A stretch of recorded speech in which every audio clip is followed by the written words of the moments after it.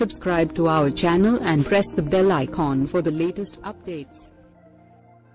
క్రికెట్లో ఐపీఎల్కి ఉన్నంత క్రేజ్ మరి ఏ ఇతర ఈవెంట్కి లేదనడంలో ఎలాంటి సందేహం లేదు.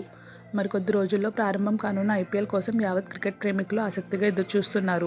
ఈ నేపథ్యంలో ముంబై ఇండియన్స్ బ్యాట్స్మెన్ సిక్సర్ల రారాజు యువరాజ్ సింగ్ ఇప్పటికే ప్రాక్టీస్ మొదలుపెట్టాడు. ఈ సందర్భంగా ప్రాక్టీస్ సెషన్లో తాను ఎదుర్కొన్న మొదటి బంతిని సిక్స్గా మలిచి తన సత్తా చాటాడు యువి. ఈ సీజన్లో ఎలాగైనా రాణించాలని పట్టుదలతో కనిపిస్తున్నాడు. ఐపీఎల్ మొదటి వేలంలో ఏ జట్టు యువిని తీసుకోలేదు. రెండో వేలంలోనూ ఎవరూ ఆసక్తి చూపకపోవడంతో ఆఖరికి ముంబై ఇండియన్స్ యాజమాన్యం 2 కోట్ల ధరకు తీసుకుంది.